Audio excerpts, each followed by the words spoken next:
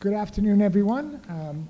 Thank you for coming out on a not a particularly nice evening to this event, but I'm very confident that you will have a wonderful conversation this evening. My name is Arang Keshavarzian. I am a faculty member in the Department of Middle Eastern and Islamic Studies, as well as a member of the steering committee for the Iranian Studies Initiative here at NYU. I am thrilled to be collaborating with the Department of Journalism as well as the Kevorkian Center to bring to you this panel discussion focused on Ali Mirsepassi's recently published book, The Loneliest Revolution, a memoir of solidarity and struggle. I think so. Someone have it? You want to show and tell? There we go. I didn't bring my copy, but there you go. The cover is here. It was, if I'm not mistaken, the book was published in May of this year, so it's relatively hot off the press. We have a wonderful set of panelists, as well as Ali Mirsepassi himself here with us tonight.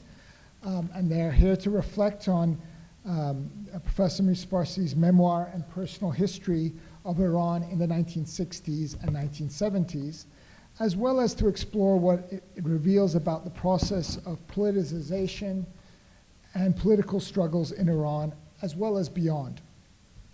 We will also use this occasion to reflect on the afterlife of the 1979 revolution and the founding of the Islamic Republic. Specifically, this is an opportune moment to reflect on the lessons and memories of 1979 and what it may have to tell us about the challenges facing the post-revolutionary regime, as well as opponents to its continuing rule. Importantly, for many people who have mobilized in the past year under the banner Women, Life, Freedom, a slogan that was originally coined by Kurdish feminists, but was quickly adopted by Iranian protesters last September in the aftermath of the killing of Mahsa Zina Amini. The struggle against the Islamic Republic is alive and well. And for some, what we have been witnessing is tantamount to a revolution. We can question, challenge, contemplate that during the course of today's panel. One of the peculiar aspects of the past year was that on the one hand, many Iranians spent the year reading out the script from 1979 and 1979 as a model of what could or should happen in Iran. Would oil workers go on strike? Would bazaars and merchants shut down the urban marketplaces? Would the 40th day commemorations lead to bigger and bigger rallies? What was the role of the university campuses? And would the Iranian military split from the dictator? It was as if there was one and only one repertoire for revolution, and that was captured in 1978, 1979, and therefore it had to be replicated in 2022, 2023. On the other hand, and almost in the same breath, there was a discourse swirling around the streets in Iran, in homes, and on social media that the 1979 generation had their time, made their revolution, and made their mistakes. The claim or hope has been that this new era and this new generation is wiser and will not make the same mistakes of their predecessors. They will not be fooled, and this is not the same as 1979. This is why the book, The Loneliest Revolution, is so crucial, because it helps us think more carefully and maybe more accurately about the 1979 generation, how it became politicized, and what challenges and negotiations unfolded before and during the revolutionary struggle of 1977 through 1979. This is what Ali Mirsepassi has carefully described for us in this very important autobiographic contribution. In this context, I'm happy to have three astute analysts from very different backgrounds to share with us their thoughts about Ali's book, as well as its implications for how we understand Iran, revolutions, and the tumultuous mid-20th century. First, we'll have Neguin Yavari, who's a historian and a scholar. She is currently a senior fellow at the University of Leipzig. Professor Yavari specializes in medieval Islamic political thought and is the author, most recently, of The Future of Iran's Past, a biography of Nizam al-Mulk, the prominent 11th century vizier. Next, we will have Adam Shatz, who is an essayist and writer, as well as the US editor for the London Review of Books. His work explores the intellectual history of North Africa and the Middle East, among many other themes. He is the author recently of a book titled Writers and Missionaries, Essays on Radical Imagination, as well as a forthcoming biography of Frantz Fanon titled The Rebels Clinic, which I believe will be published in January of 2024.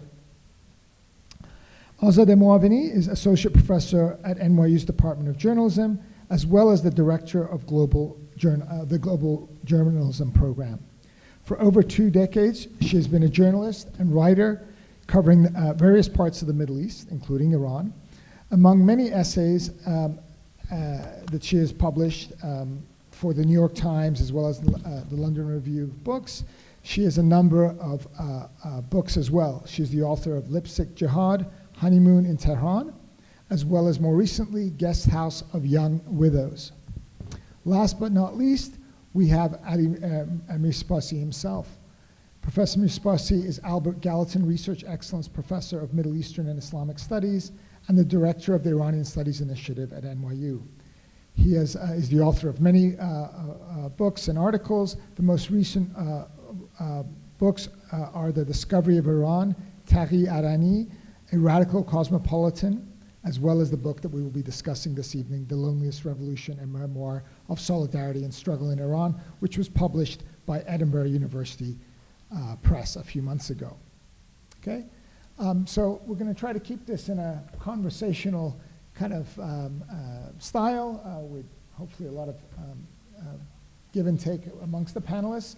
We will be sure to end with about 15 to 20 minutes of questions and comments from the audience.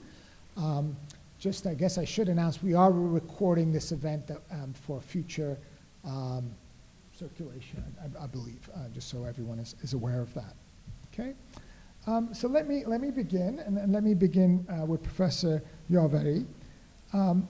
From one perspective or vantage point, The Loneliest Revolution is a work of history, one that seeks to recover the past, one that has been lost or forgotten, or to use the term that Ali Mirsepassi prefers, unthought.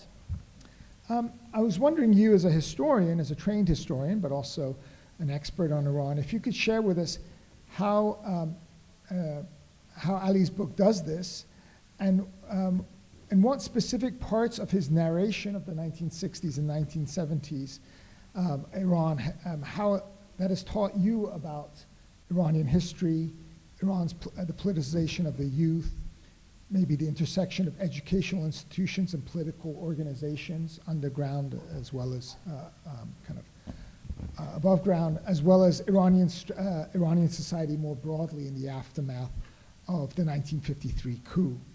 For instance, Ali recounts his life as a high school student in a provincial town of Golpayegan, as well as his time as a university student at Tehran University's Faculty of Law and Political Science. In doing so, he emphasizes how secular and religious thought and even political activism were deeply commingled and intermixed. This is something that I found sits uneasily both with kind of standard, or let's say conventional, histories of Pahlavi Iran, but also post-revolutionary political sensibilities that try to keep these two camps apart. I'm wondering if you can share with us what aspects of this history and Ali's historical narrative jump out to you and you think are major contributions to how we understand the making of the 1979 revolution. Well, thank you very much Professor Moaveni, Professor Keshavarzian for inviting me. And thank you, of course, to Professor Mirsepassi for writing such a good book, which can bring us together and in hopefully a fruitful discussion. As to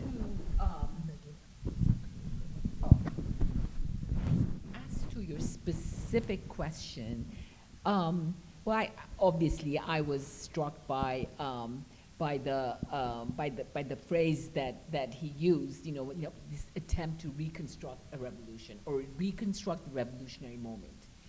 And immediately for people in this field, the book that comes to mind is Charles Kurtzman's, another sociologist, who wrote a book called Iran, The Unthinkable Revolution in Iran. And so Kurtzman's, and you would think that, and the book is in the Loneliest Revolution's bibliography. I mean, I have no doubt whatsoever that Professor Mirsepassi is very much familiar with the arguments set out in Kurtzman. And so here you have them. There are very few sociologists working on Iran in general, but here you have two of them, two prominent ones, and they use the same vocabulary almost to describe extremely, like totally opposed views on what exactly was it unthinkable, and what exactly do we mean by unthinkable. So in a way, I read Mirsepassi's book against Kurtzman's, and it's very interesting because so Mirsepassi is interviewing himself all the time. In a way, he is his own primary source for writing this history. Kurtzman is the polar opposite. He has a lot of subjects that he has interviewed or has relied on interviews by others, and he collates them to bring a first-hand account of the revolutionary moment, to recapture, like by creating a confluence of views from ordinary Iranians from different walks of life. What he wants to do is to recreate that moment, capture that moment by sifting through the various accounts. So pluralize multiple voices, and we are expected to arrive at the true story of the Iranian Revolution, the moment, not the true history of the Iranian Revolution, but the true history of the revolutionary moment.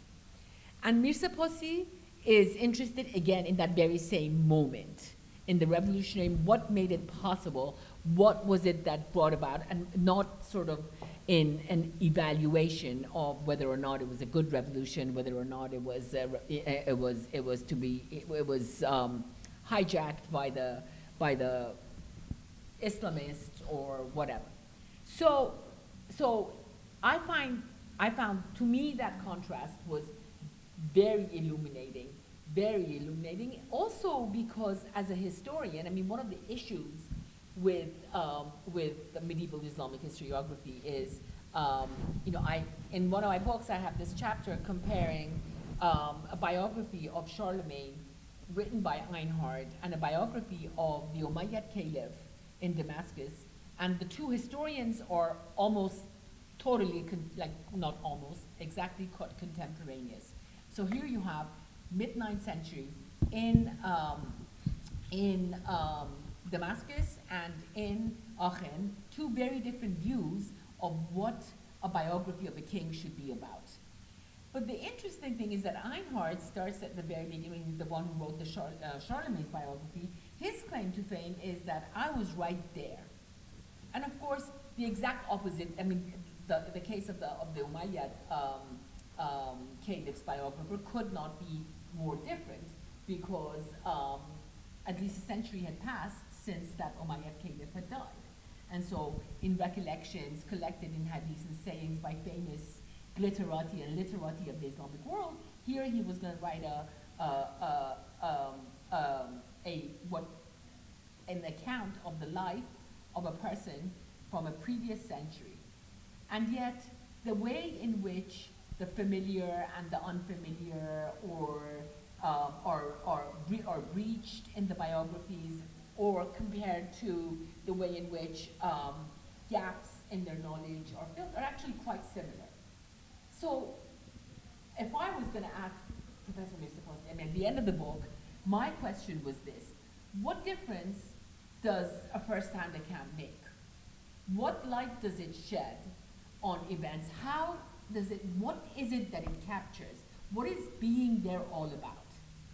And how am I doing on minutes? Another minute or so, all right.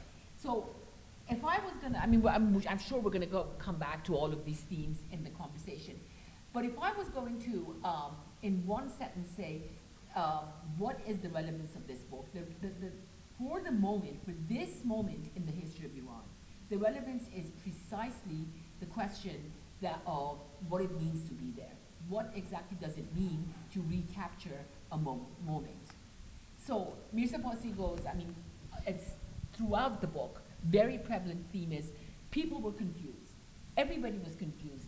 The Islamists and the radical and the lefties weren't even all that. At times they were apart, at times they were different. But in any case, the justification is that here is a fever that has a contagion that has spread throughout society, and people are sort of going along with the flow, and some, kind of always trying to make sense of where it is that Iran's future stands, what's good for Iran, what's bad for Iran, what is it that I'm doing, which view am I closer to? Am I a good Muslim woman, and therefore, I'm all for a revolution that is not inspired by Marx and Lenin and a whole bunch of other figures from another culture, another context, another moment? Or am I convinced that Iran is a part of the globe, in the same way that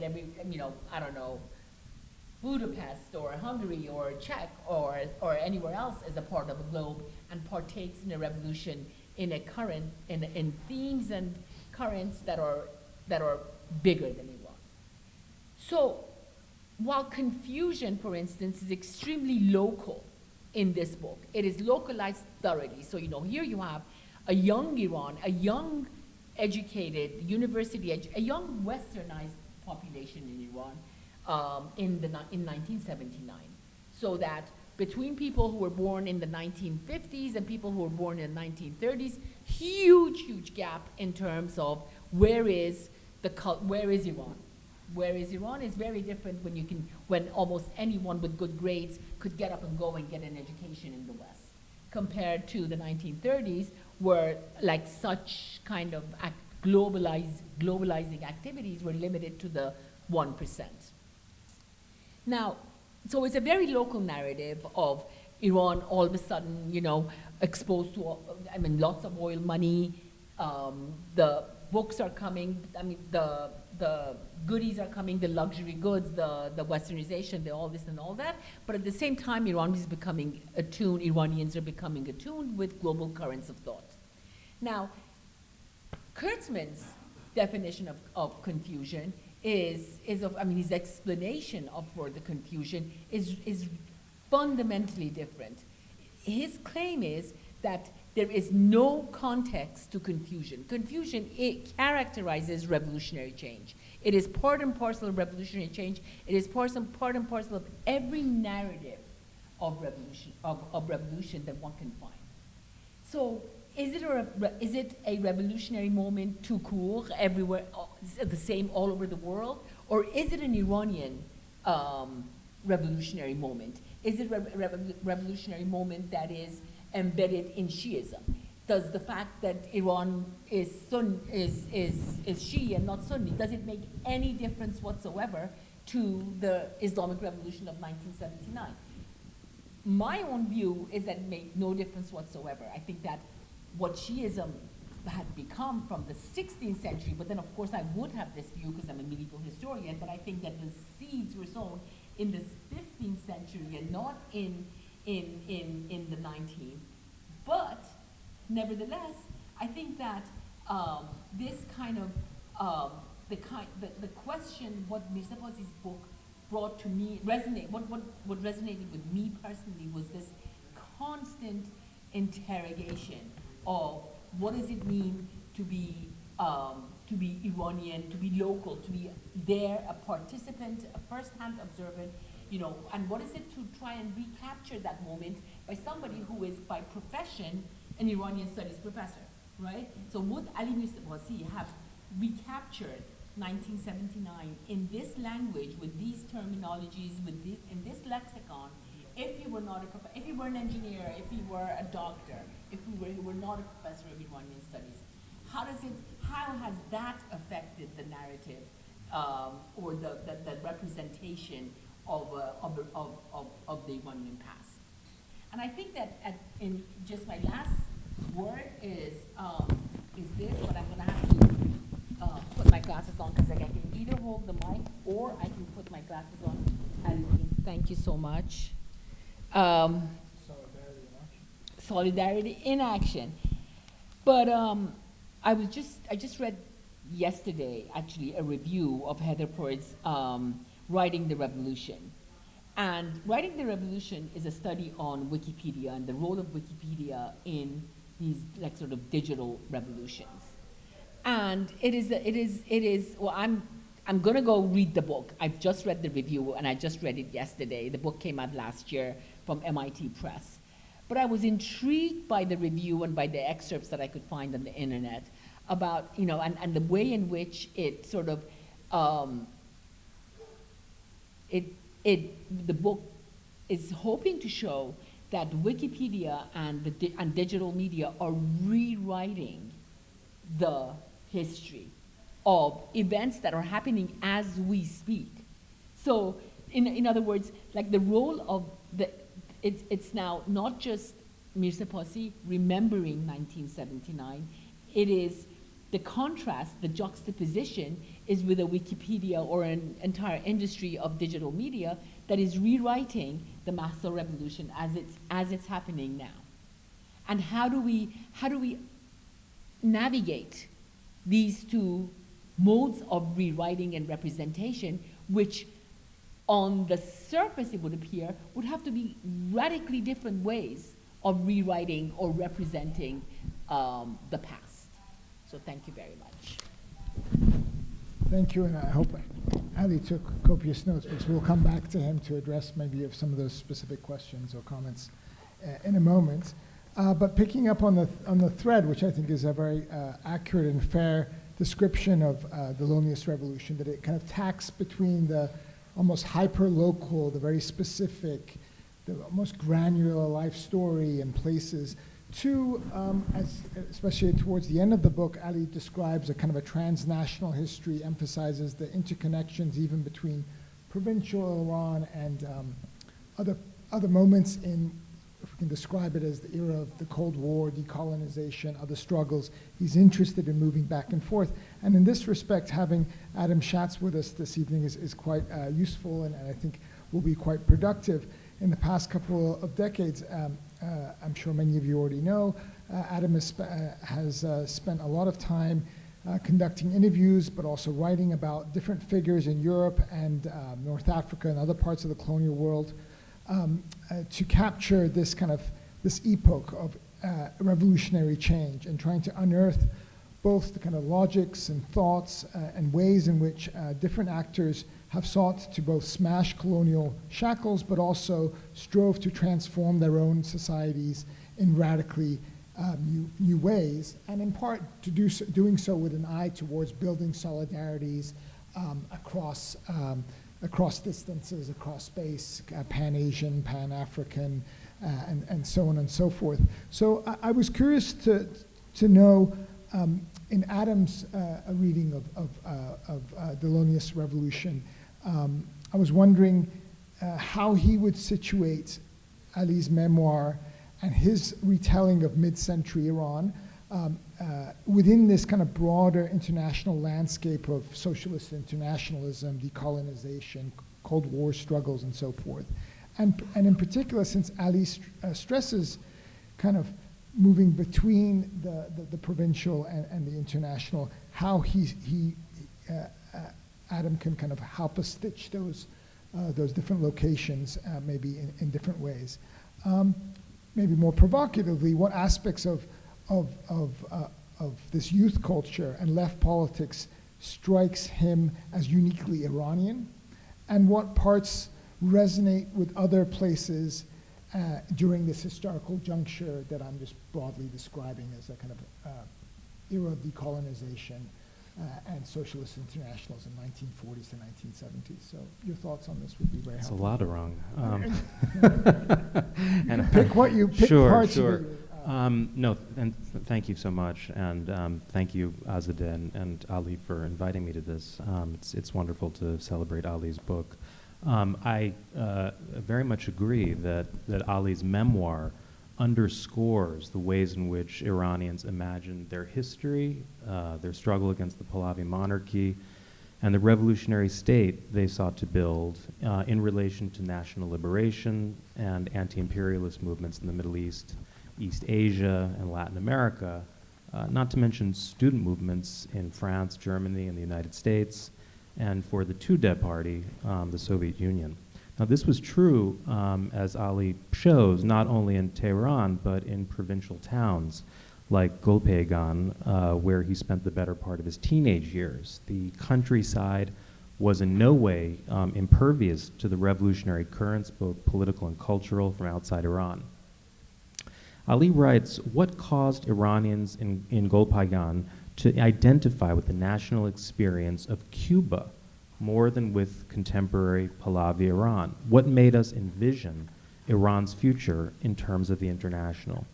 His answers are speculative, tentative, and always probing, fascinating to contemplate. Perhaps, he reflects, we felt that our everyday realities and our experiences were absent in official imaginings of Iran. As a result, and this is Ali writing, the act of imagining the world precedes nationalism genealogically. The Pahlavi regime had left so little space and had so monopolized the space of the nation that those who sought to overthrow it were sent in two different directions at once: the global and the local, world revolution, and a kind of idyllic image of rural life. The Loneliest Revolution is also perhaps above all a book about Ghurbat, about strangeness or alienation. Ali has a very serious case of Ghurbat, but what accounts for it? He traces his sense of strangeness and dislocation to being the son of an official in the finance ministry who had to move his family from one city to another. Ali never stays in any one place long enough to form lasting ties. He's often bullied as an outsider. When he arrives in Tehran as a student, he's taken aback by the romance of rural Iran that he encounters among urban intellectuals and finds that it coexists oddly with an infatuation with Parisian intellectual life.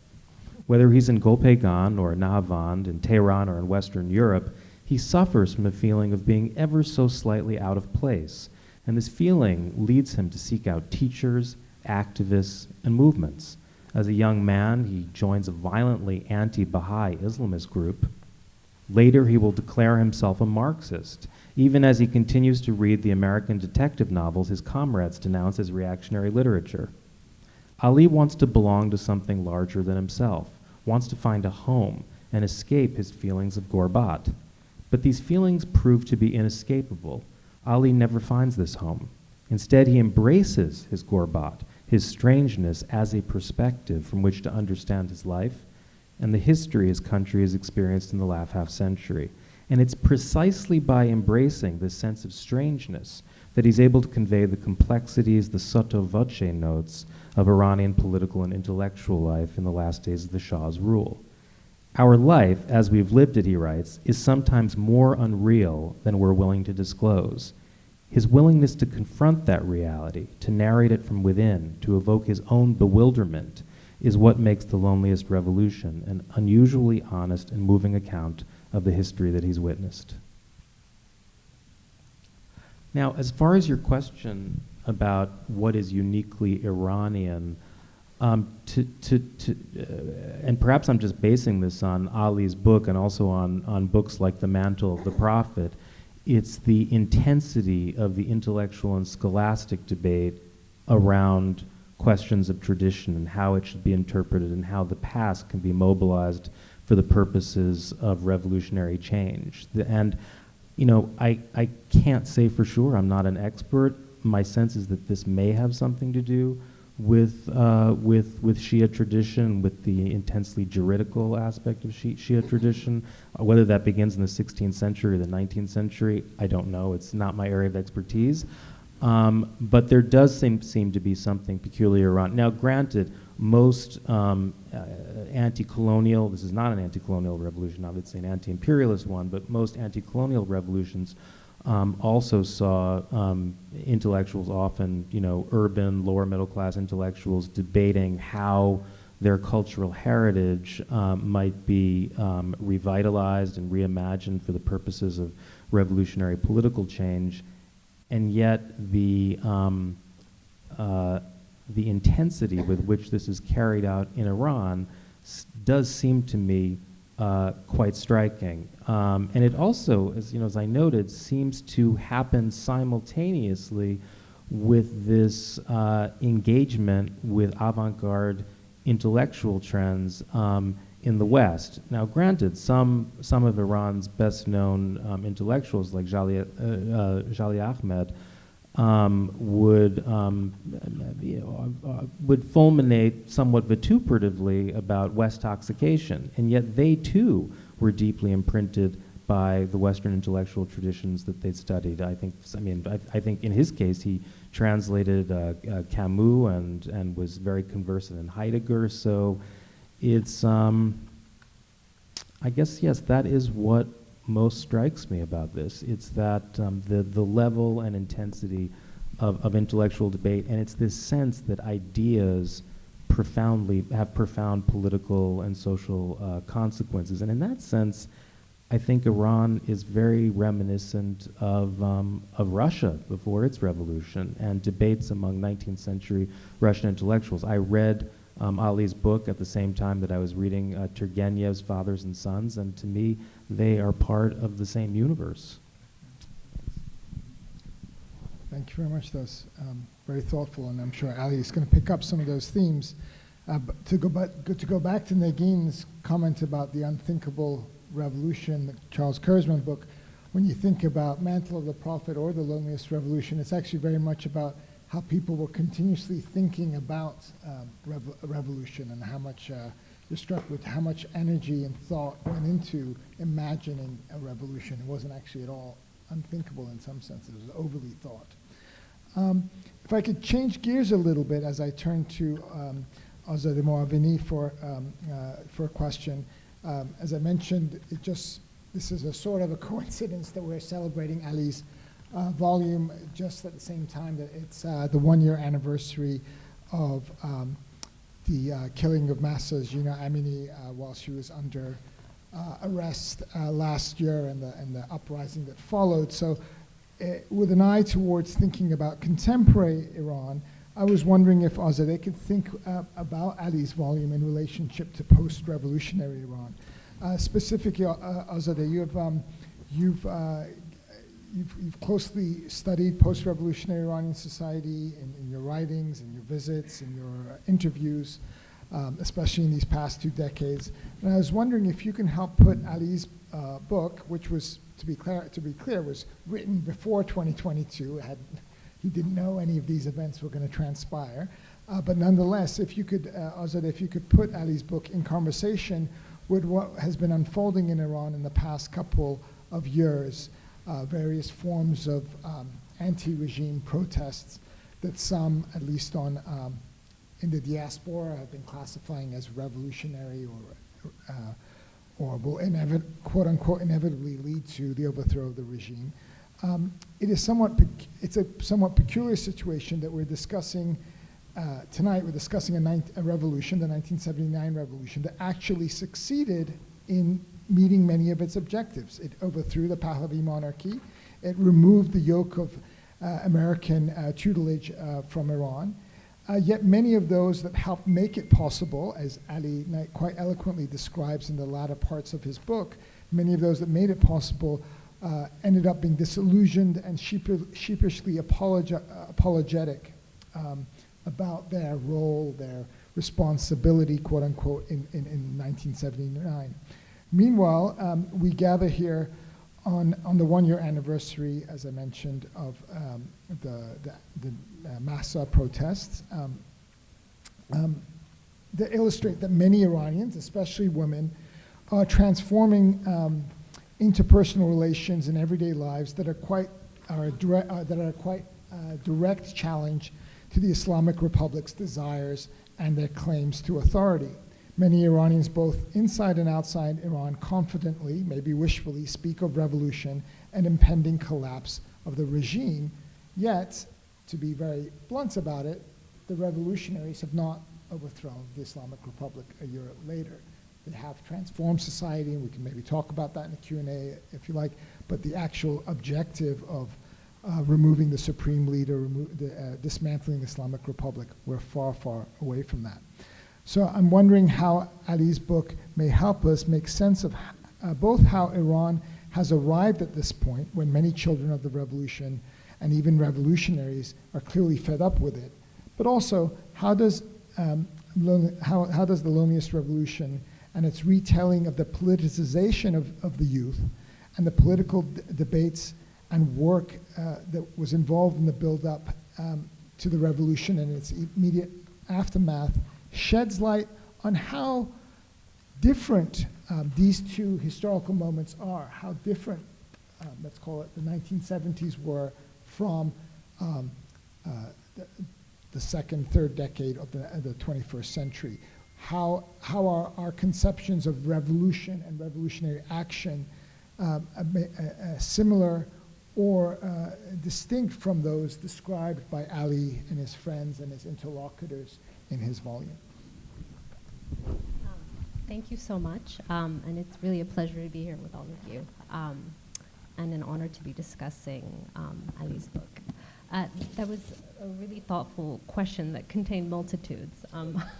I'll try and pick up on some of those points. I just wanted to say you should all get this book because apart from the sort of probing questions about Iran in the moment it found itself in 1979 and these questions of revolutionary struggle, it's also just a very beautiful memoir.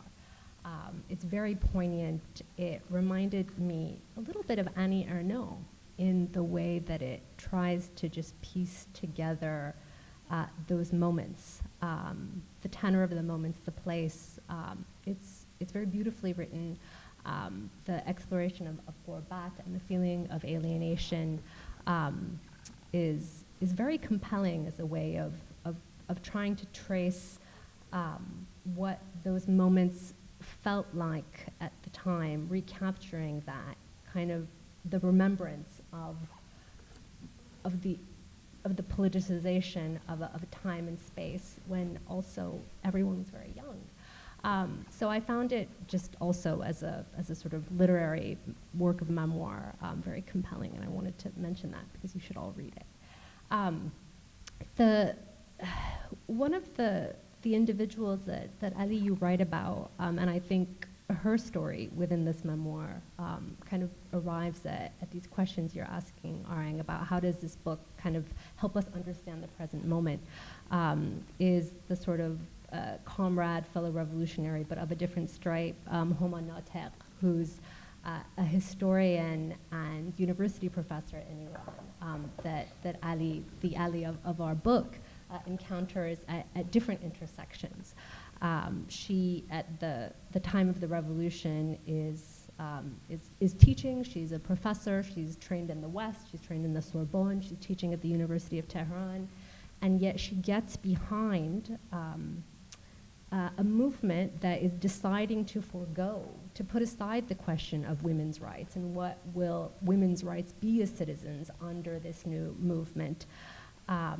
She says raising the women's question is a mistaken proposition right now. She's saying this, you hear her, Ali, say this in person. She yelled at me. She yelled. She yelled it. She said, we can wear the hijab now. Let's not disrupt the movement. Freedom of women is not separate from the freedom of laborers and workers. And like many women, like Shireen Ebadi, who was a judge under the Pahlavi monarchy, and also like Homa Nateq, thought, okay, we'll put this on for now and we'll get behind a movement that seems to want to take this flavor, and then we will determine those things later. And you write very, I think, astutely that her sort of her trajectory is one of the threads that the book follows. But in 2016, she comes out after sort of many incarnations of having to cope with, reject, and then leave Iran because of what follows. She repudiates her decision, and she renounces what she did, and she sort of casts it as a fever. It was a sort of contagion. We were caught up. And you write, I think really strikingly, that actually at the time, the form that her politics took were very thought out. It was not necessarily just a feverish moment that especially a historian at the time got swept up in. So that's a sort of thread that I thought was one of the really compelling ones that brings us to the present moment, which is that one of the earliest, and it's at this, I think, protest that she yells at you. One of the earliest protest movements, or perhaps the earliest, all the historians in the room can correct me, against the new dispensation was in March of 1979 by women on International Women's Day. Women were among the first. Of course, there was a sort of Kurdish rebellion also, but in a way, because there were separatist aspects to that, I think we can talk about women as the first group that came together within the rubric of this revolutionary moment to say that this is going into a direction that is going to repudiate the citizenship rights of half of us, and it came to be that women were the sort of most consistent, most organized oppositional force to the Islamic regime over the last 40 years. And we see that, of course, in the most profound way in the last year. Because I think they saw very presciently that this was a system that did not recognize the question of what it meant to be an Iranian citizen for all Iranians. Perhaps it had dealt with what it meant to be Iranian in the world and vis-a-vis other Iranians in other ways, but that many citizens, women, citizens of different ethnic, religious backgrounds, could be exposed to the threat of arbitrary violence because of their gender or their religious or sect background. So that is a sort of unfinished struggle. And I think the extraordinary sort of persistence of the movement of the last year has sort of put forward the question of citizenship rights, foremost demanded by women, but then demanded by Iranians of other minority backgrounds, sort of brought that question to the fore. And then sort of the last part of your question, is this a revolutionary movement or moment? Something that maybe I would sort of think about that differently, and maybe Ali, I would be so interested if you could reflect. It doesn't seem to me like Iranian society today is prepared to go down that same route of let's all get behind something that has a negative vision of what it doesn't want. It doesn't want this theocratic system. It doesn't want this type of corruption and everything that's wrong with this current system. But it doesn't seem prepared to blow it all up without a positivist vision of what it does want.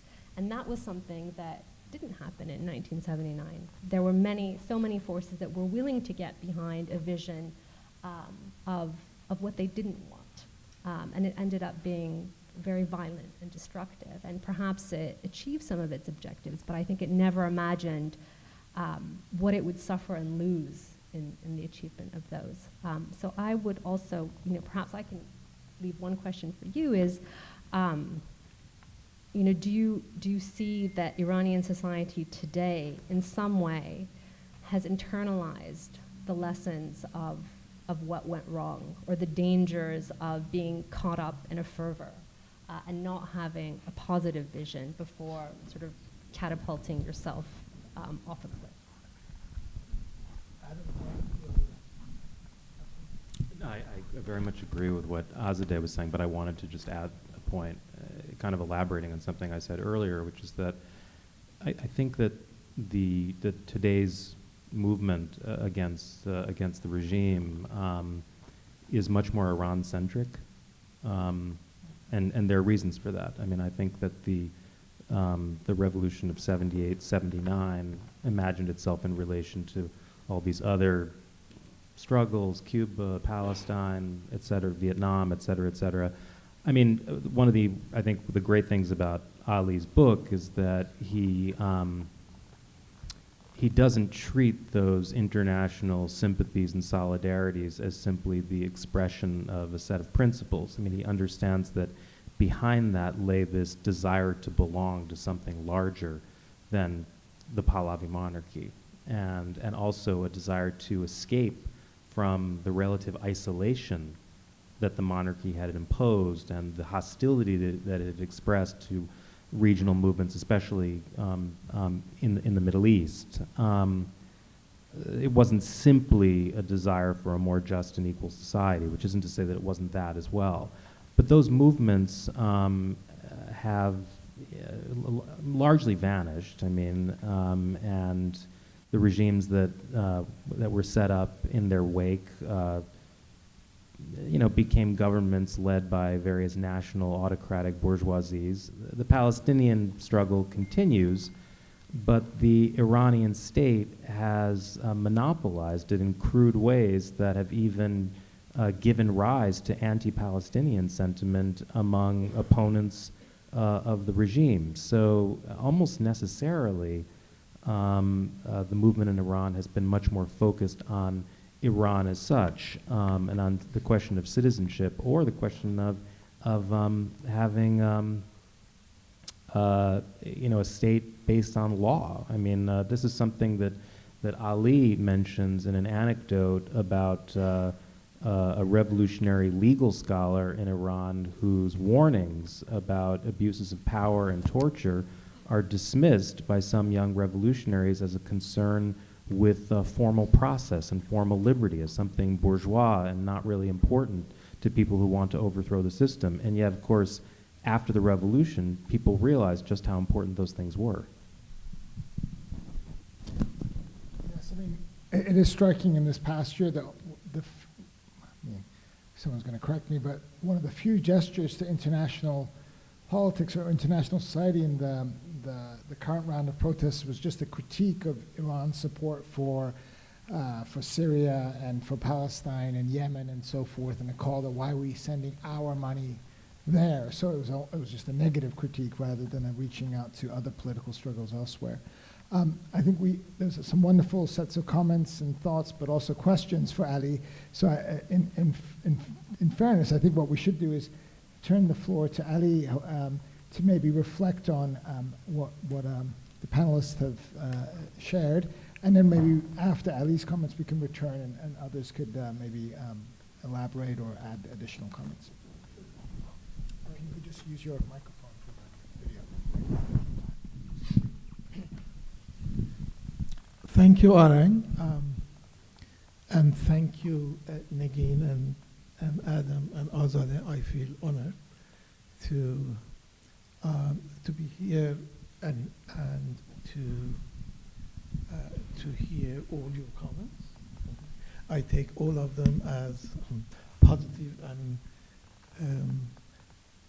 as compliments, even critical ones. Thank you. I should say before I say anything is, for a long time, many of my friends and colleagues encouraged me to write my memoir.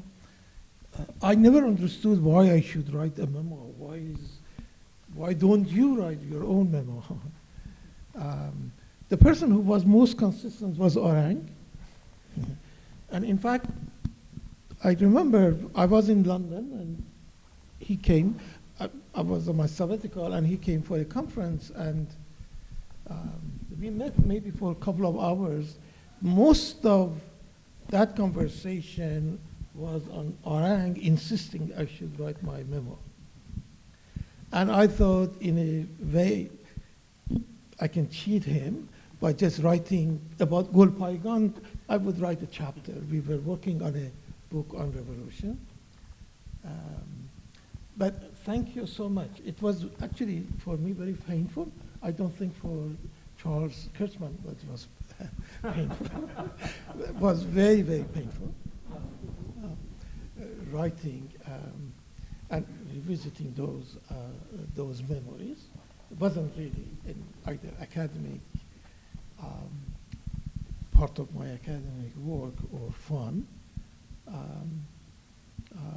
However, since the book has been out, the only comment I have heard from Arang is that his parents like my book, which I also take as a compliment. Back to your comments, of course, Arang took 10 minutes to ask you a question and then gave you 5 minutes. But you also raised so many issues. Lots of points you made that make me think, and I'm not ready to just reflect on them here, but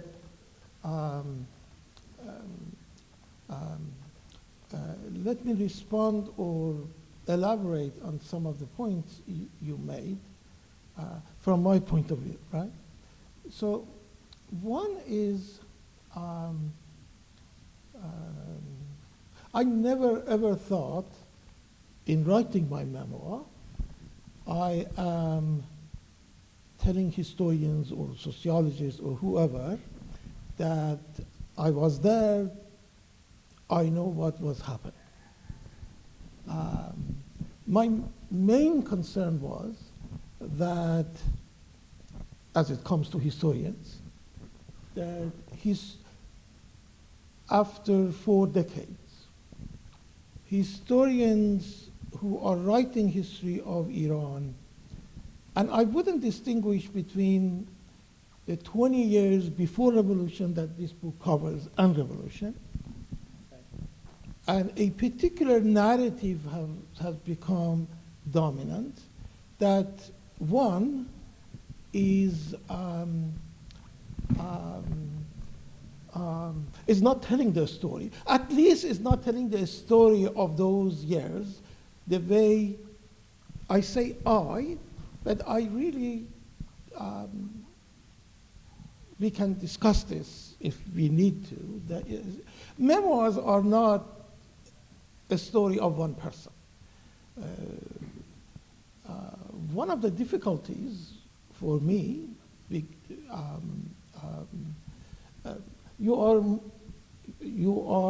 write scholarly, but you're also a creative writer. This is my creative writer. I never thought that it's so easy to write in a scholarly way. I had to rewrite this book several times.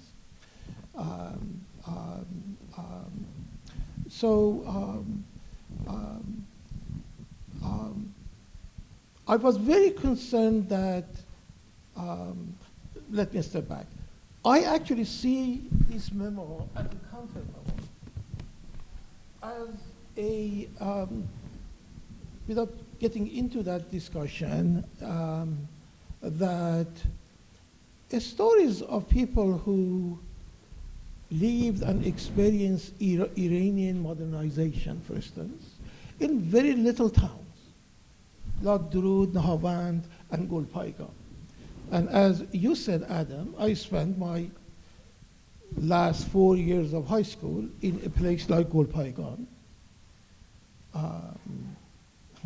Sometimes I look and say, these people who write about modernization, this is way before revolution. This is in the late 60s.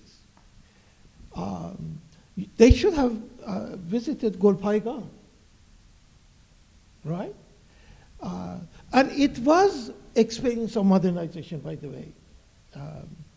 Some of you mentioned this. It was that we were trying to figure out what is our homeland, what is Iran. Because we, obviously, the Pahlavi presentation of Iran was whatever Shah Yamir wants or says or imagines. We had no access to anything else except for through languages, Arabic and English, and through radios outside of Iran, what the world is looking like. So in a very strange way, now that I look at it, it seems that we were cosmopolitans in a very, very peculiar way. To respond to one specific question you had, and this I really realized while writing this. The question was always in my mind, this Shia and Sunni thing. So in writing the chapter on Gulpaygan, I realized that all my high school teachers, who were like my role models and everything, they were so up to date on what was happening politically in the Sunni world. And most of the journals, either we as a group would translate from Arabic or our teacher would do, because they all read and could understand Arabic, were from the Sunni world. Yes. Right? So, and the interest in Vietnam and Cuba and Palestine and in Asia, Latin America, it wasn't just my friends or maybe teachers who were radical, secularist, or Marxist. It included also my teachers who were, if I want to use today's language, part of the political Islamic movement. And some of them later became leaders. They moved to Tehran.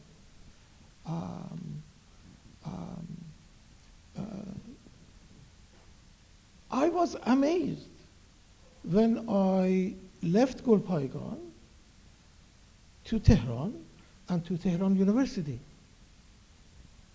I realized that Tehran is a more, my language, a shallow version of Gulpaygan. Right?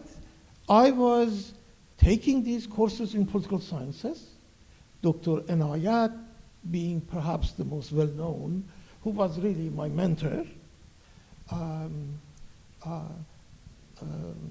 was always in some kind of conversation with Russian scholars of Islam. His courses were heavily influenced by that, but also students and other university professors. One of the issues in Gulpaygan that I felt I go to Tehran and get sort of a new, will be introduced to a new world, was that in Gulpaygan, because of radios and because of translation, we really knew more or less, or at least I felt, who knows, what was happening in the world. And the censorship was very relaxed on this. In other words, even newspapers and magazines in Farsi that were government sanctioned would talk about the civil rights movement, Vietnam War, racial issues, national liberation issues, and even sympathetically. What we wanted and wasn't available in Gulpaygan was about contemporary history of Iran. So I go to Faculty of Law and Political Science, as you said. I was a political science major. And I realized that none of our professors teach us anything about Iran after Mashruteh. And maybe second or third year, when I felt I was a little senior, privately in Dr. Enayat's office, I said, Professor, this is embarrassing. Nobody is teaching us anything post-Mashruteh. Constitutional Revolution. Constitutional Revolution, 1906. And why is that? And we are supposed, political science students.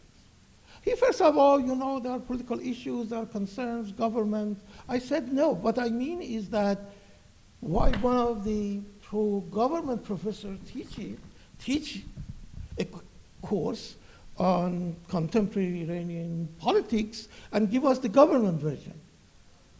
Then he whispered to me, he said, nobody is allowed to teach anything post-Mashrute, pro-government or against government.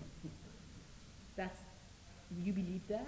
Not only I believe that, well, let me tell you what I know to be true. I have checked this with, as I was working on this book, with other sources, and they all agreed that this, not only at Tehran University, the only political science department at the time was National University. They did not teach. I checked with my classmates who are scholars now, and they had all confirmed that no one during this period, during the Pahlavi period, no political science professor ever taught a class on Iranian politics. Whether the statement by Enayat that Sawad ordered them or not, that's my only sources. In the history department, they did. So that's maybe Yeah, why historians are smarter than... No, it's also, I think it's because of the structure of the university too, because the Faculty of Law and Political Science, it's the French model.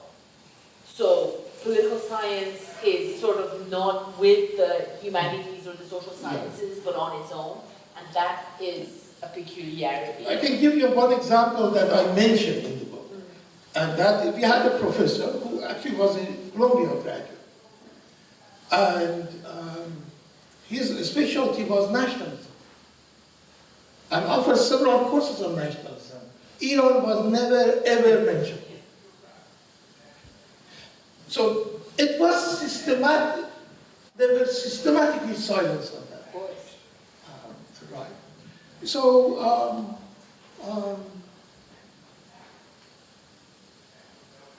very interesting set of comments on comparing this book with Charles Kurtzman.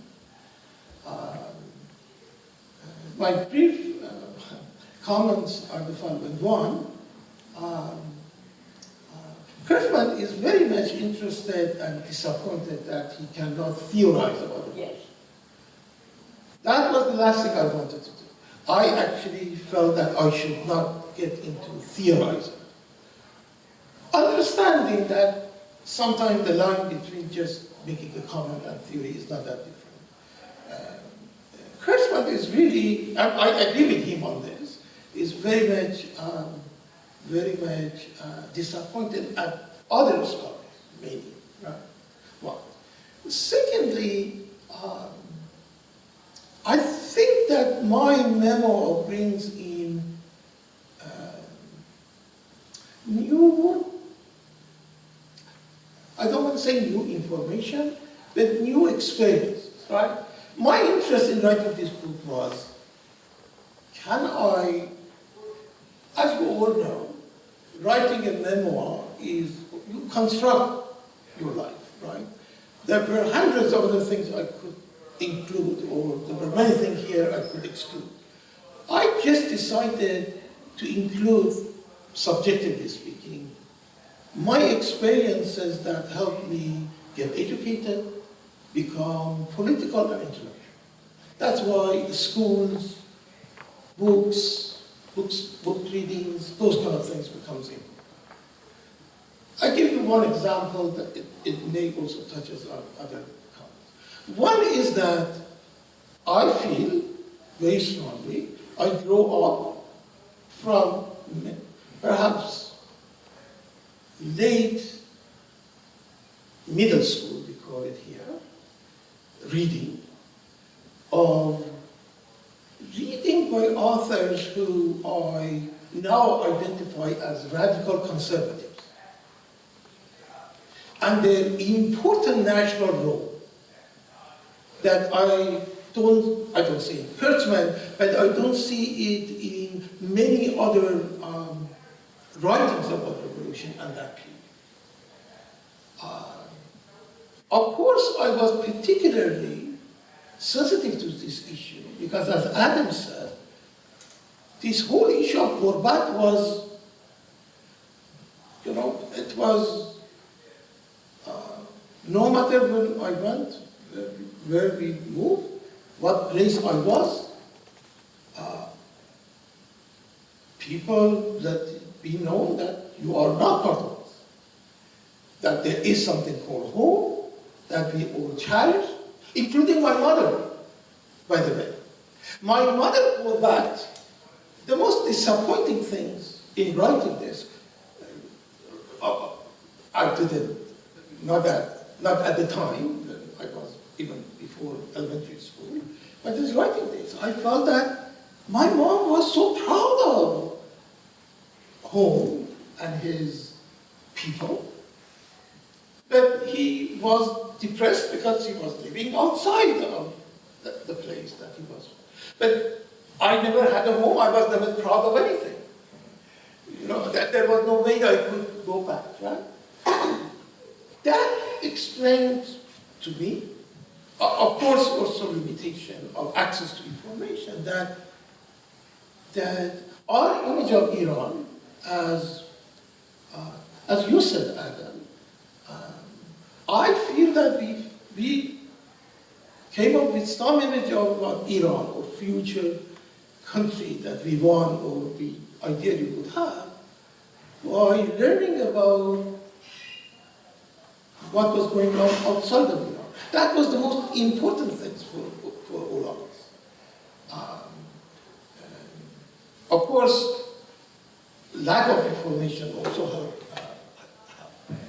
So I hope I would love to see if I'm wrong and you challenge me.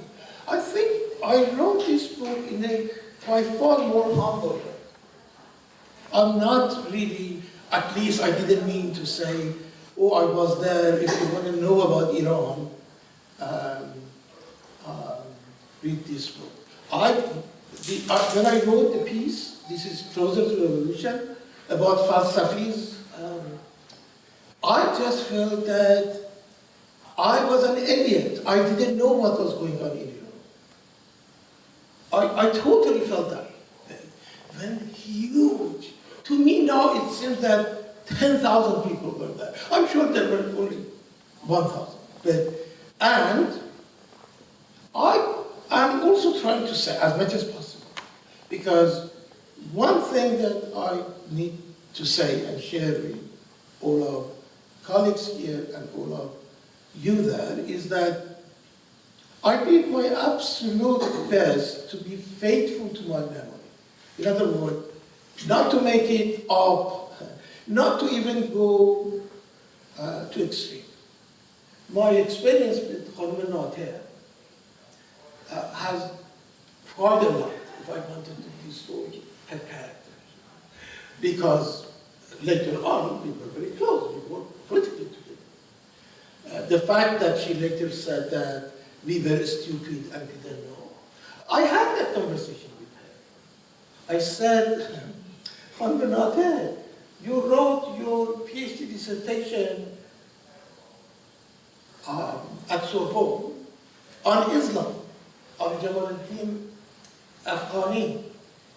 The fact that then later you become pro-Pahlavi and say it was because we were stupid. You were my teacher. By the way, this is not Khanum Nater. Since this is videotaped, I don't want to name names. Many others that we learn almost most of how the world looked like now are saying that we were not political. And we were forced to, and then they blame some young activists. We all know that during the Shah, obviously the situation was very different from today, and not because of social media or internet, because the state was more systematically in control of everything. We learn politics, we learn Marxism through reading Adabiyat. And now some of those folks who are 1 or 2 generations older than me, come up and say that, well, no, we only want to be wanted to be and want now to be writers.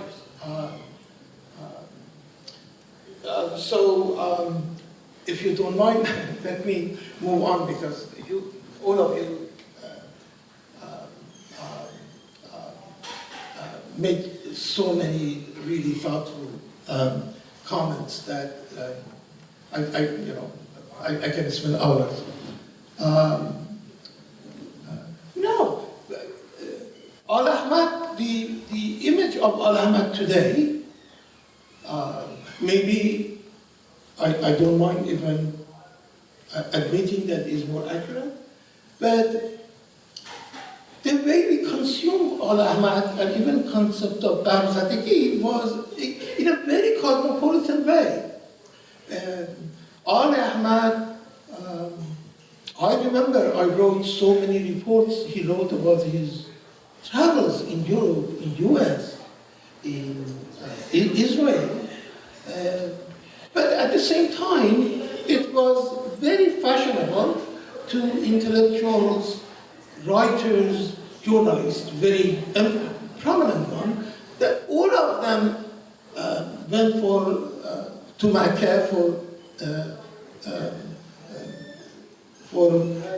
Hajj, and they wrote their memoirs. Some of them were not even believers. This genre was part of this discussion. And in fact, Al-Ahmad wrote about avant-garde paintings. Shariati, I never cared for, I have to say this, but I had friends who were extremely impressed by him, but also in the same way. For instance, Shariati had these theaters in Hosseiniya Irshad that some people I knew, they participated, and it was either very nationalistic or European. That context is very, very important.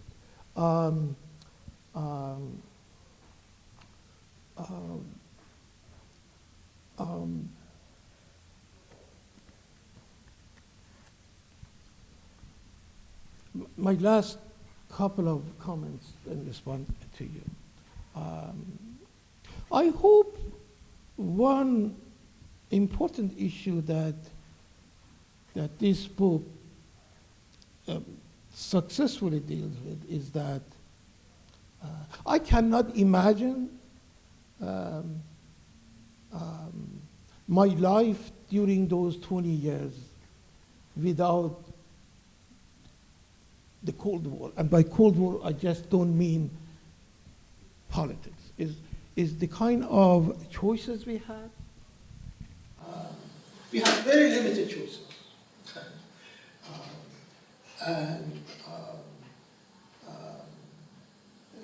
It framed how we saw ourselves and our country and the world. In that context, Azadeh, today's era is with. In fact, maybe the confusion is today than the choices. So there are major differences. We don't have time to go into. But I actually see more continuity than not. For instance, I have to speak about this book in Farsi, and it's a totally different setting. I sometimes feel I am being, it's a court. I have to confess to the crimes that my generation committed. This was, our comment narrative was the old generation is corrupt, weak, failed. And our generation is going to do something so wonderful, not only Iran, the rest of the world are going to learn from us. One of the things that got me so disappointed very close to revolution was that I realized that, the old generation are taking over. Well, actually, the old and older, right? Yerwan, you said something, you just look at people around Khomeini in Paris. These were old, pre-coup generation. And if you look at the political, cultural, literary literature of my generation, it was all saying that they failed, we don't want to deal with them. This is exactly what is happening now. That a very actually smart and learned person today, I was watching a lecture, and he was saying that the only issue that, or the only impediment in making the next step and getting rid of Islamic Republic and revolution is what they call 57 generation. So I see exactly that. The fact there was a panel discussion of very well-known folks. I don't want to give names, but some of the people, many of you know, on let's forget history. Let's not talk about history and just talk about how to move forward. And how to move forward is to get rid of Islamic Republic. Well, we actually didn't have to say let's forget about history because we didn't know history. Basically, it wasn't. We will talk about the world and how to get rid of Pahlavi state. So I also see that, and also vague, abstract ideas. I don't feel comfortable saying this because this is part of my own generation's experience of like liberation, Azadeh. We have different vocabulary, but it's now secularism, حقوق بشر. The same people who, they talk for 5 minutes and they use human rights or secularism or similar words, or half of the 5 minutes talk, but also want to exclude the Kurds. They want to exclude. They don't think that people whose mother tongue is not Farsi, they should all speak Persian. These are similarities. It's not realizing that, as you said, that for this movement, after learning so much, to succeed, we do need to have a productive, a positive image of what we want. The only evidence I can say is this. This is my last comment. The young folks, who for several months were on the street, risked everything. They were really, really courageous. As far as what we sometimes call key vocabularies, Zanzanidi, Azadeh, on the right track. But because of the rhetorics of Bisharaf or Sharaf, either this or that, at least my contact in Iran, people who I know and I've talked to, were so worried, their hearts were with those folks, for sure. So there is no doubt that a big majority of Iranians don't want this, the Islamic Republic, and on the right condition, they would go on the street, but not under this kind of circumstances. That's one. And secondly, of course, is this emerging political discourse that basically says that we don't have a way forward. The only way to go forward is to go back. I think some people may underestimate. Thank you. Maybe before we turn to the audience, which we will momentarily, I would just like maybe give the panelists, just if they have a reaction or reflection on either one Ali has just mentioned, or maybe one of the other panelists have mentioned that you want to take a chance to share. Why don't we start with Neguin? Do you have anything you would like to add? Well, I mean, everything about this book resonates with me because I was in high school when the revolution happened, and I keep measuring as I read and as I listen to Ali speak. I keep measuring the most that. militants were the high school. I keep measuring that against like my own experience, and clearly, I mean, unsurprisingly, it's very different. But I think that what the book does, and the book isn't humble. I think the voice in the book is the authorial voice is so incredibly honest. It is so refreshingly honest. Oh, thank you. So I think I wouldn't say humble. I would definitely say honest. But that honesty sort of shines through, even in the analytical mode, or even in the parts of the book where it's, you know, the professor speaking or the professor come author speaking.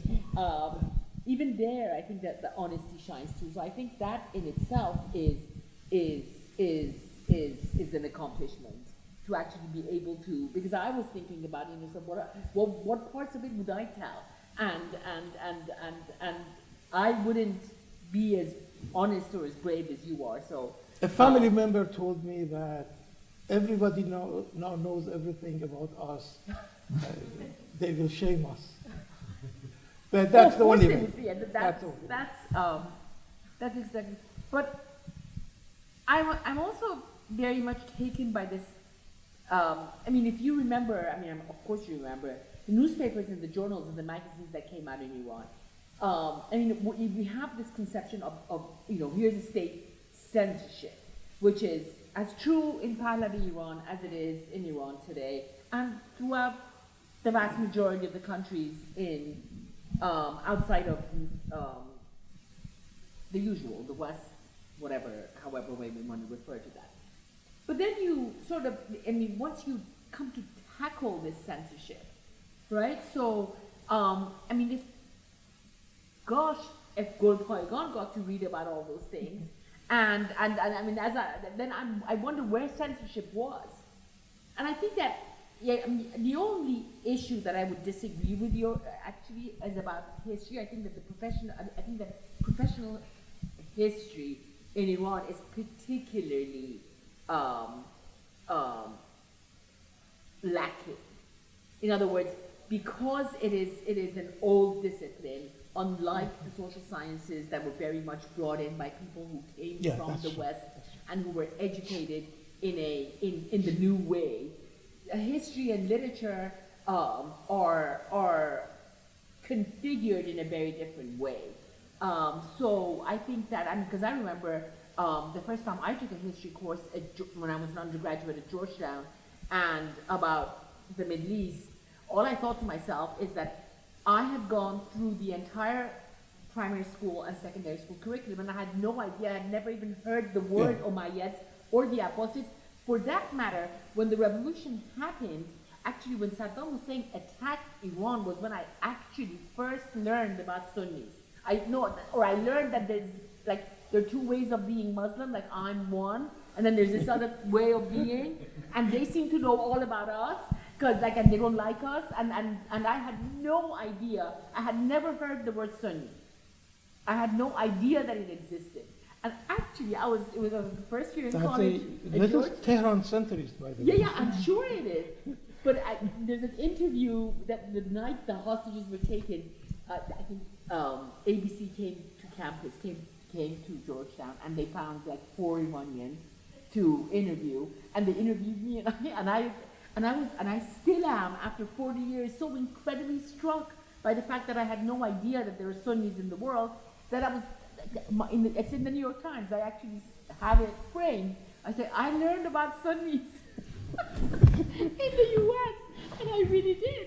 I really learned about Sunnis in the U.S., so it's, how do we traverse? I mean, obviously what your book shows and what your comments show is that the real victim here is cosmopolitanism, and that is much bigger than Iran. I mean, globalization killed cosmopolitanism everywhere.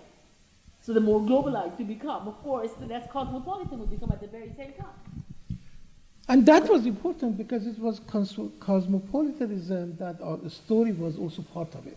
Yeah. It wasn't an exclusively imported cosmopolitanism. Yeah. Thank you.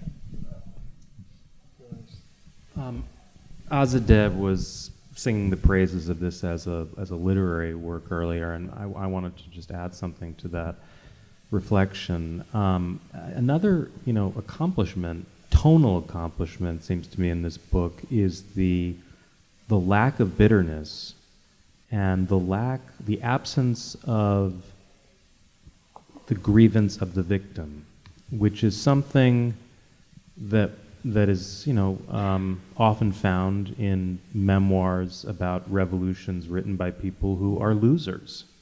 And in this case, we're talking not only about the traumas inflicted collectively by the revolution and its various aftermaths, like the killing of political opponents and the Iran-Iraq War and so forth. We're also talking about a much more intimate trauma, which is the trauma around which this book revolves. In 1978, Ali Mirsepassi was at a meeting, a political meeting, calling for the continuation of student strikes at the very moment that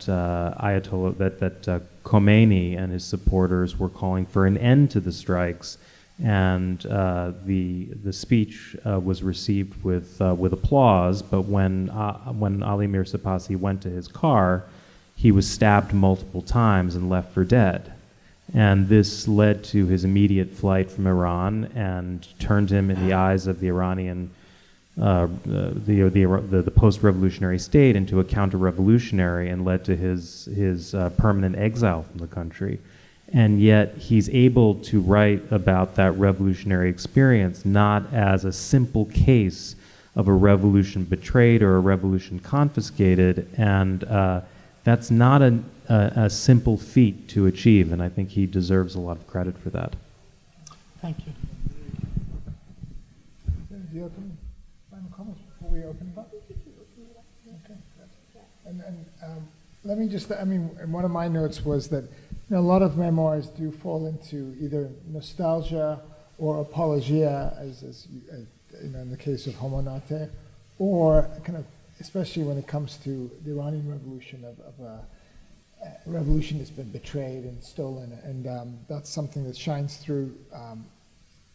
To be honest, it shines through my relationship with Ali this past 12 years. I've heard some of these stories, but to read them and for him to maintain that ability to recount and narrate the concrete struggles involved in becoming political, to making revolutions, but doing it without feeling that the world owes him anything is quite impressive. For that, I encourage. But we have a large audience. Let's see if you have questions for Ali or the panelists or comments. This film, and I think it's probably better if you speak into the mic, but if you don't, I don't know if you can do it now.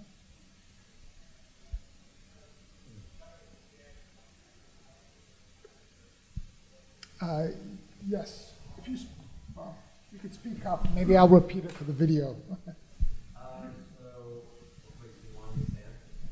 Sure, we can hear you. I'm gonna maybe. Oh, I think someone has a microphone for you. That's about it.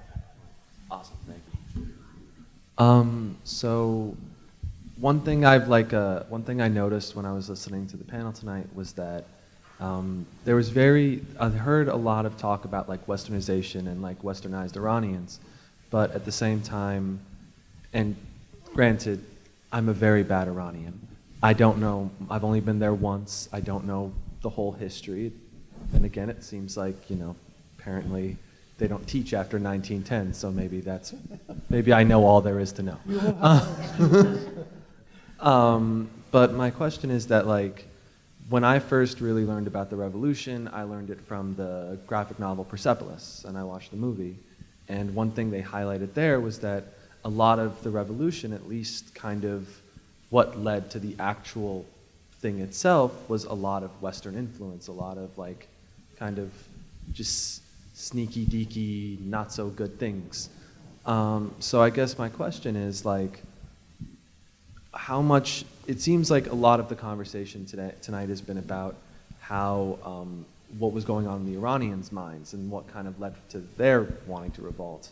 But I guess my question is, how much of that would you say was fueled by like the Western influences telling them that this is what they need to do? Is it to me? Anybody, whoever has the answers. Well, the history part, Neguin will address. I guess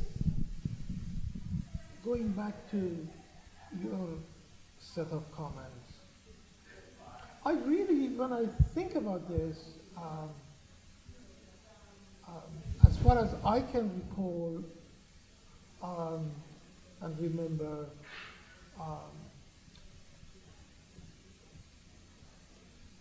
we, myself and my friends, say in high school,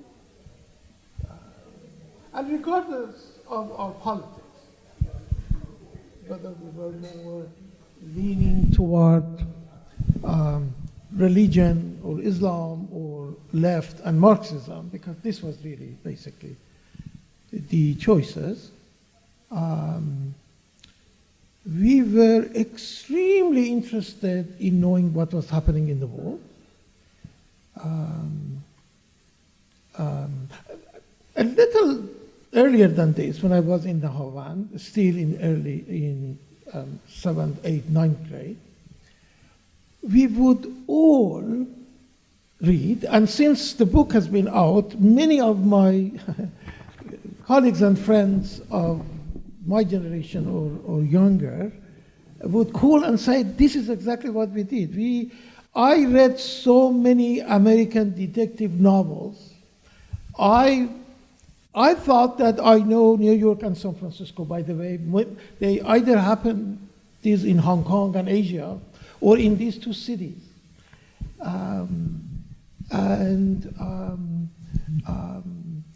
What puzzled me, it is actually almost all over in this book, was that this Tehrani intellectual who always complained about cities and the West. I obviously, when I was very little, I could not understand what are these people talking about. There is this story of my father was a royalist. Reza Shah was the ultimate role model for him. He was a product of Reza Shah. But more than anything else, he did not want us to be involved in politics. We obviously pretended that we are not involved, and everything was fine.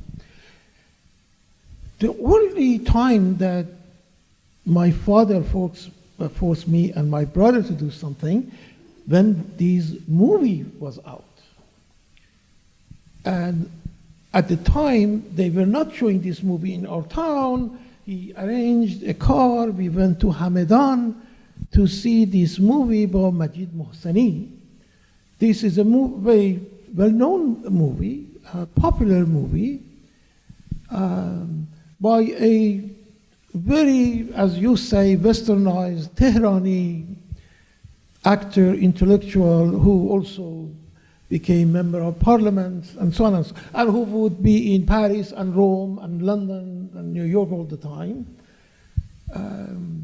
portraying people of cities as corrupt, anti-Iranian, evil, and a mystical person from a particular village. And it was clear for us who lived in at least near villages that these are Tehranis who don't know what villages are. It's like Tehranis who, a couple of folks who reviewed this book for Edinburgh would use village, because for them it was Tehran, the rest, if not Isfahan and Shiraz, right?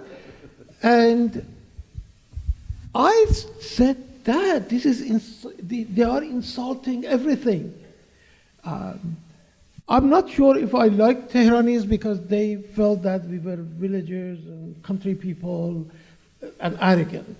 But we all love to go to Tehran. It had colors, it has so much things. But these were Tehranis, Ehsan Naraghi folks, a little more when I, but while I was writing this book or earlier, I realized that this particularly movie, this is during modernization, was funded by Shah, and Fareh Pahlavi cried when he saw this. This was all against modernization in Iran, and these authentic villagers who were mistreated by Tehranis, and they then go back and create this ideal Iran. Political folks, people of my generation, were not like that. We had no ideas, of course. When I hear these stories of, everything in Iran was modern and religion was not that important. No, that was not. I try to even say that how we at least imagined what people like Al-Ahmad were trying to do. It was a political anti-imperialism, anti-colonialism, but not culturally, for instance. Sorry, this would be my last comment. Smarter people now.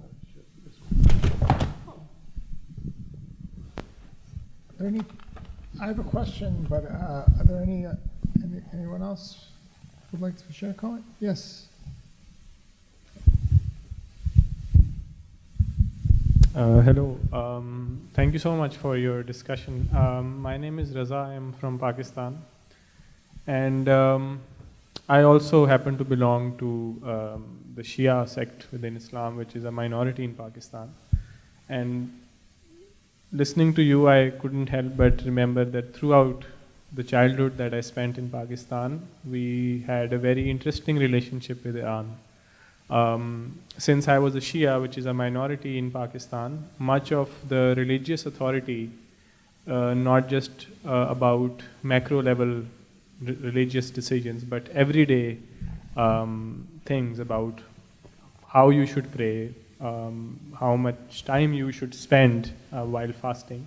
It came from the clergy within Iran. I remember that we are told when we are children to either, to choose which Ayatollah you follow. It could be Sistani or Khamenei or anyone. Even in the recent years when there was a genocide happening amongst the Hazara community in Pakistan, a lot of involvement, we saw a lot of involvement by Iranian religious leaders within this crisis in order to term it as a primary genocide against Shias, not just Hazaras, which happen to have a history of their own in Afghanistan and other places.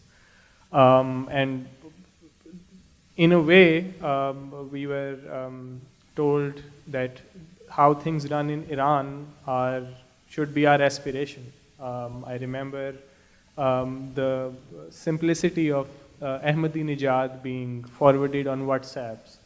His pictures in his home, eating on the ground, were circulated as if, this is how a state should be run, and people in Iran are very happy. And so this whole movement was essentially a very, difficult part for at least my family or a lot of other Shias families to digest, especially people of my age who believed in whatever they were told, but also were feminists. We used to joke around. We used to tell our feminist Shia friends, now you have to choose. You can either stand with the women or you can stand with the clergy. You can't, have your cake and eat it too, whatever that goes. So I don't know what my question is, but I didn't read your book, and I'm going to do it the first chance I get. But since your book is not, so to speak, driven by an academic or intellectual pursuit, it is essentially a memoir which involves personal stories, personal aspirations. I'm very curious to learn how your relationship with the clergy, and not just your personal relationship, but if, like, in another state, Iranian clergy is operating on a very personalized ideological level, how do you see that playing out in the current political situation within the country? And I'm not sure how that would impact places like Pakistan, or whether the clergy has similar influence in other countries in the world where there are Shias. But this personalized, affection away from the confines of Iran, how do you see that panning out? And do you see anything happening that might minimize it to an extent? Do you see the power, this ideological, personalized power that the clergy has amongst Shias around the world, do you see that breaking, other than whatever the movement and the revolutionary movement have been, trying to do? Thank you.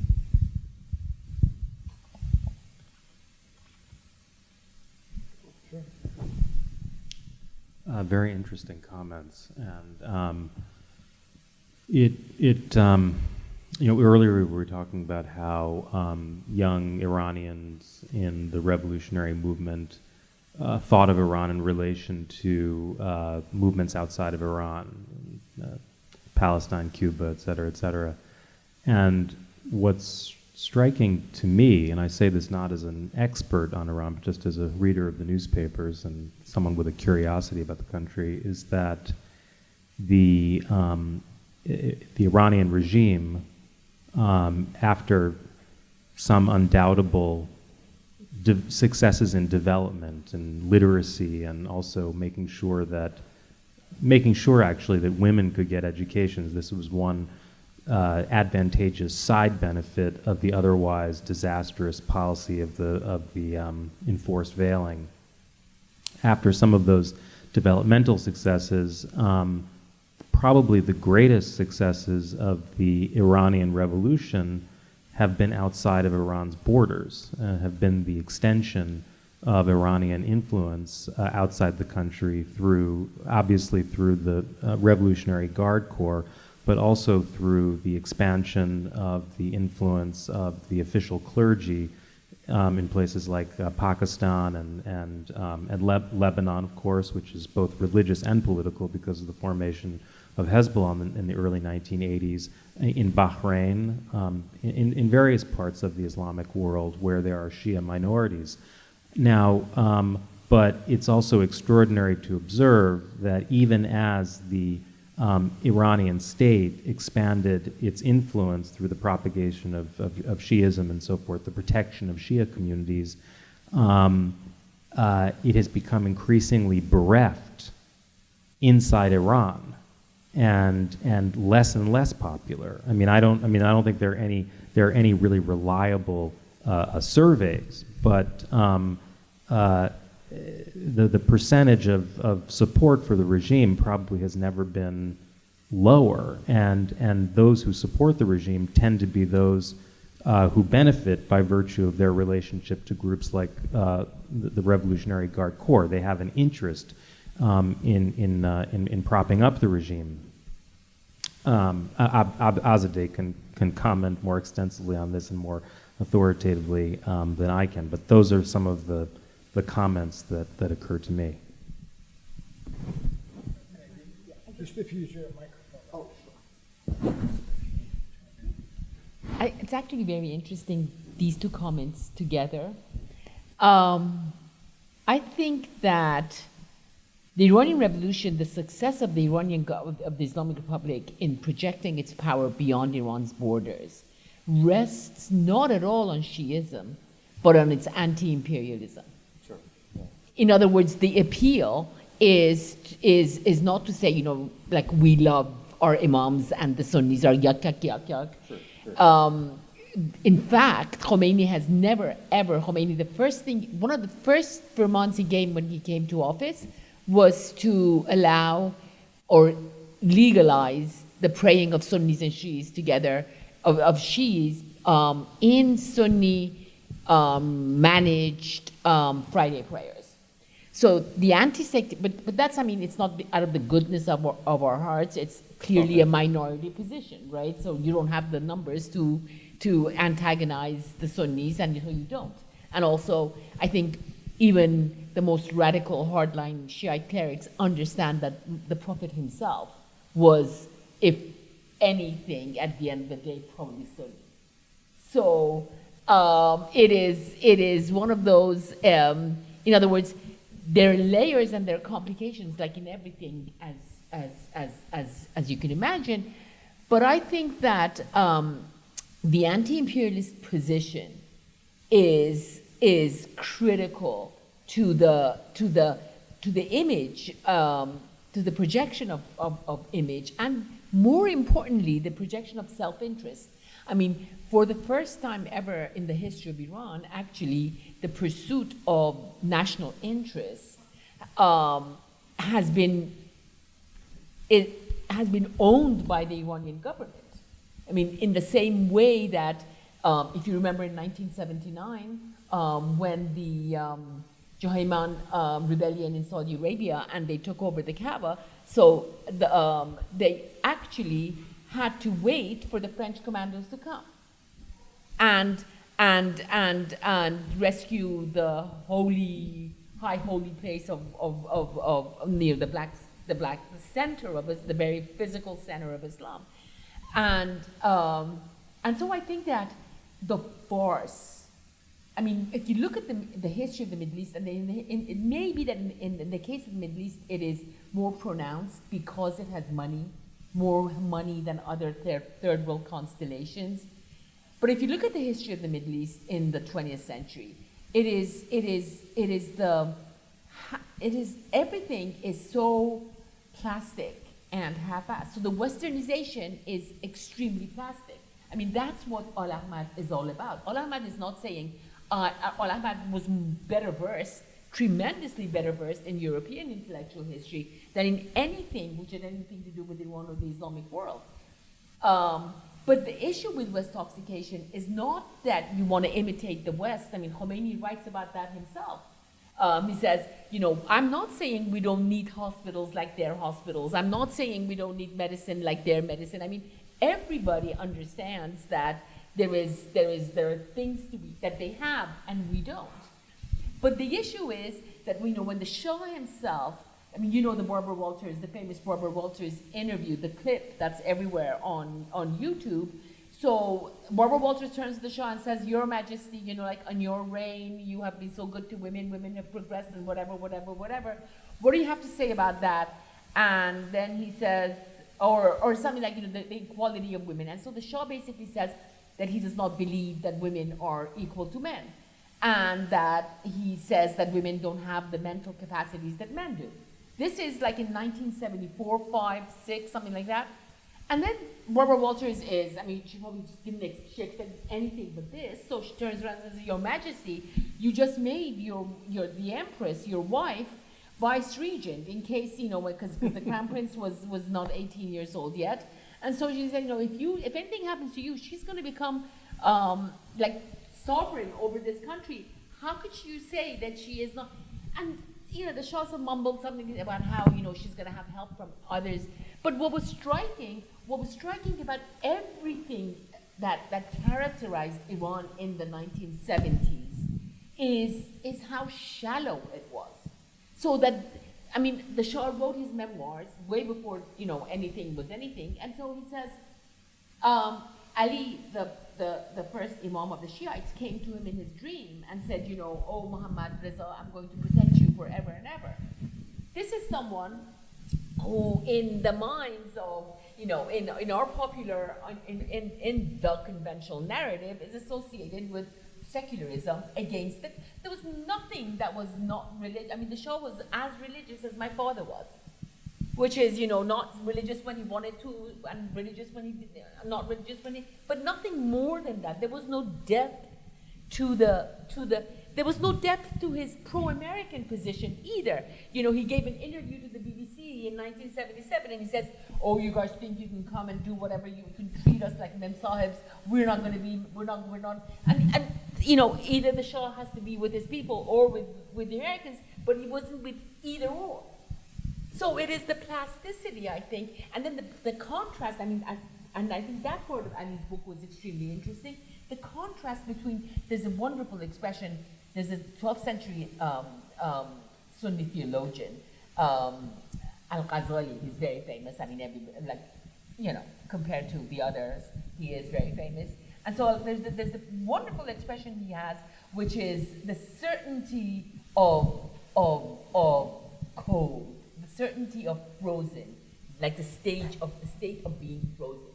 And that is, so he was looking for that certainty in belief, and so he left. He had the highest regarded teaching position in the highest regarded institution of higher learning in the Islamic world in, say, 1096, and he left it and he became a Sufi.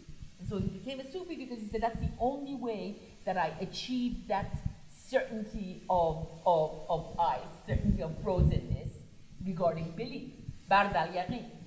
And that Bard al-Yaqin is Khomeini through and through. I mean, the Islamist discourse and Khomeini's writings from beginning to end, the certainty with which they know what they want. They want the Shah to go. They want this. And you contrast that with the sort of, you know, Americanized sort of not, sort of Westernized sort of not, sort of muzzy sort of not, sort of this, sort of that. The wishy-washiness of from top to end. And Malik Faisal, I mean, the king of Saudi Arabia was the Jordan, Syria, everywhere. And I think that has something to, that's the 20th century. And so the 21st century is just no longer that. And I think that it is not a matter of education, it's not a matter of youth, it's not a matter of this, that, or the other. It is also the way in which context and our, as the book points out, our relationship with context itself is contextual. So that the internet, do we think of the internet as westernization? It is equally oppressive to Iranians as it is to Germans, because the internet is English. But by the time the Iranians and the Germans have the same complaint, then it's not even anti-westernization anymore. It's the terms have changed. And so I think that is something that these two comments bring together. It's very interesting because it's also a generational difference. So the way in which you two relate to the talk and the topic and the subject is itself a statement on whether or not the revolution of 1979 and the revolutions in the Arab revolts of 2011 or what's going on today are comparable. Oh, I don't have time. Do you want to pick up on anything before we wrap up? Very quickly, I think the post-2011 sort of Iranian extension of its Shia-based, identity-based support for militias, proxies, political forces in regions, in countries that have a significant Shia population or a majority, but are not included in government, Bahrain, Iraq, Lebanon. I think we have no choice but to acknowledge that all of those models, like the Iranian sustained and cultivated model of sectarian-based political formations as a sort of answer to historical injustice in all of those places has been an utter failure.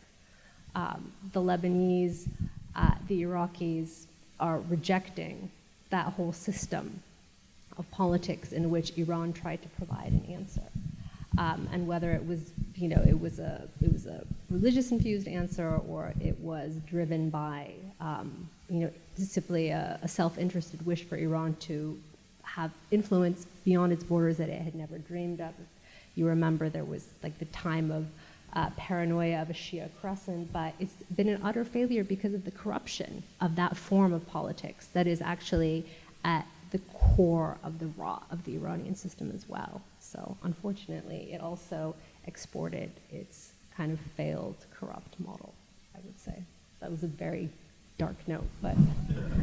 But the interesting thing is that it seems, on the basis of, I'm just basing this on what I've read in the newspapers, is that a growing number of clerics inside Iran are rejecting the Velayat al-Faqih, the guardianship of the faithful, and that's a really remarkable development, it seems to me. We'll see what happens with whoever becomes the next supreme leader, and how that's where the test will come in. On a somewhat dark note, but hopefully overall the panel has inspired you to not only pick up Adi Mirsepassi's Loneliest Revolution, but also think about how we think about past revolutions and their relationship to our contemporary world. I wish you all a wonderful evening, and hopefully we'll see you at future events, either hosted by the Department of Journalism, or the Kevorkian Center, or the Iranian Studies Initiative. Take care. Thank you, everyone.